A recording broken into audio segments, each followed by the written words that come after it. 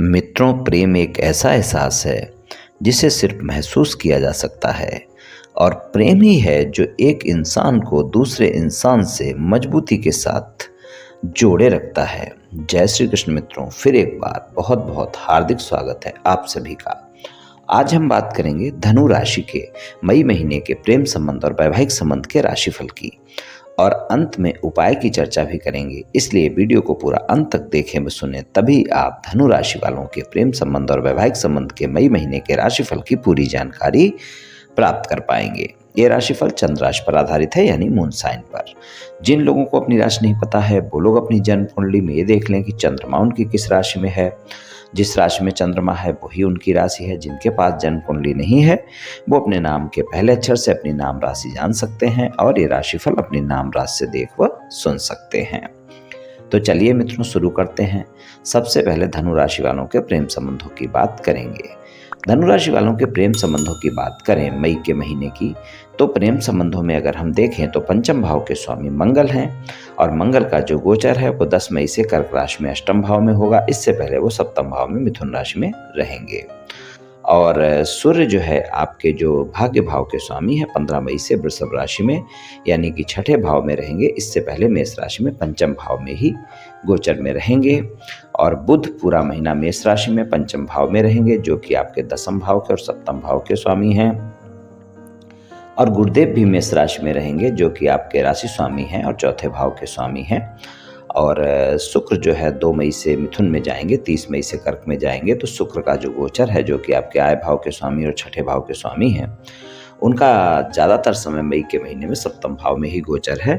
तो यहाँ पर वो सप्तम भाव में ही उनका गोचर रहेगा। शनि कुंभ राशि में रहेंगे, जो कि कुंभ राशि के स्वामी है। तीसरे भाव में कुंभ राशि है और दूसरे भाव में मकर राशि है।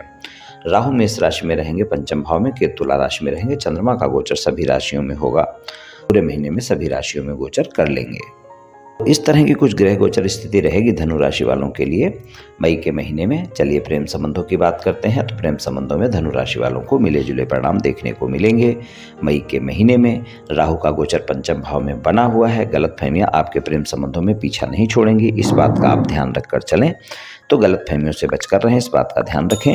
और पंचम भाव में जो है बुध का जो गोचर है, जो कि सप्तम भाव के स्वामी है, पूरे महीने में इस राशि में रहेंगे।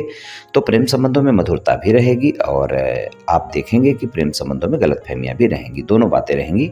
रोमांस भी ज़्यादा रहेगा। अगर आपके नए प्रेम संबंध है तो ज़्यादा रोमांस देखने को मिलेगा, और अगर पुराने प्रेम संबंध है तब भी रोमांस रहेगा। लेकिन गलतफहमियां बहुत जल्दी आपके प्रेम संबंधों में देखने को मिल सकती हैं। तो सप्तम भाव के स्वामी पंचम भाव में ही रहेंगे और पंचम भाव के जो स्वामी हैं वो 10 मई से अष्टम भाव में जाएंगे। और जब तक वो सप्तम भाव में ही रहेंगे और 10 मई से कर्क राशि में होंगे, वहाँ पर रोमांस ज़्यादा रहेगा और आपकी गलतफहमियां पुरानी बातों को लेकर हो सकती हैं। तो प्रेम संबंधों की अगर हम देखें तो अगर आप सिंगल हैं, किसी साथी की तलाश में हैं, किसी से मित्रता करना चाहते हैं या फिर मित्रवत संबंधों को प्रेम संबंधों में बदलना चाहते हैं, मुलाकात करना चाहते हैं, डेट पर जाना चाहते हैं, उसके लिए जो ज़्यादा अच्छा समय है वो 10 मई तक का है। 10 मई तक अगर आप प्रयास करते हैं तो आपके साथी की तलाश पूरी हो सकती है। और जो भी आपका मित्र है, जिससे भी आपकी बातचीत हो रही है, अगर आप उसे प्रस्ताव देते हैं तो आपका प्रस्ताव स्वीकार किया जा सकता है।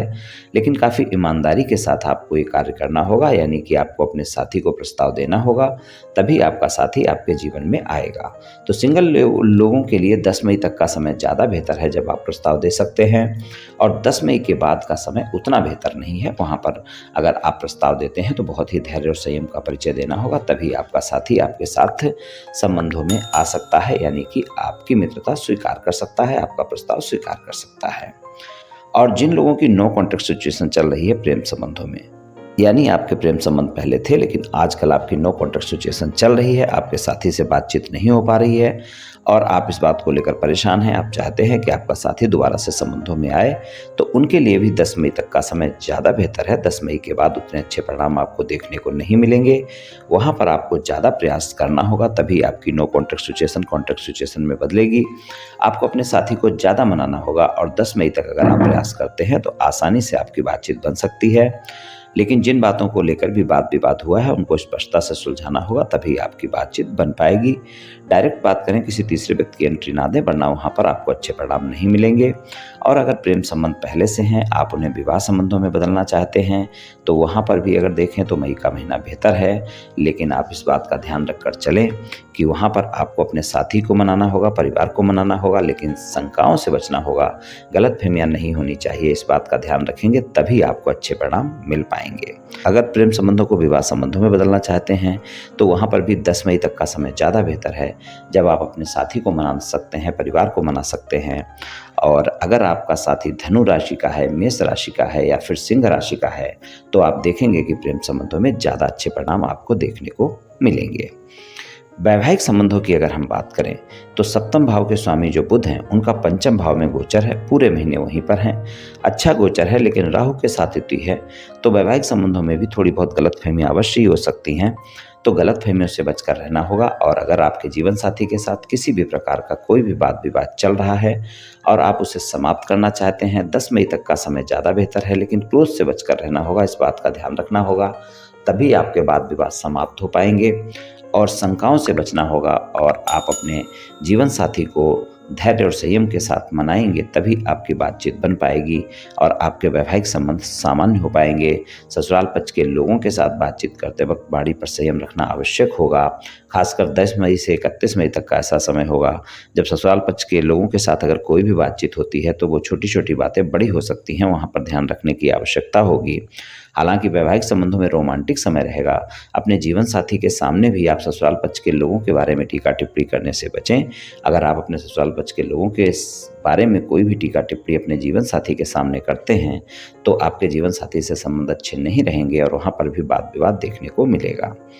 इस बात का ध्यान रखकर आप चलेंगे तो अच्छा रहेगा वैवाहिक संबंधों में। और अगर आप अविवाहित हैं, किसी रिश्ते की तलाश में हैं, तो मई का महीना कोई न कोई रिश्ता आपके लिए दिखा सकता है जहां पर आपको मनपसंद साथी मिल सकता है। लेकिन किसी भी रिश्ते में हाँ करने से पहले अपने साथी के बारे में जांचना और जानना आवश्यक होगा। इस बात का आप ध्यान रखकर चलें।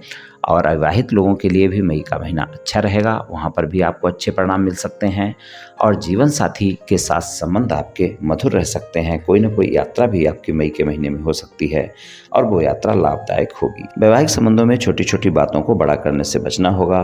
प्रेम संबंध और वैवाहिक संबंधों के लिए धनु राशि वालों के लिए मिले जुले से परिणाम दिखा रहा है मई का महीना।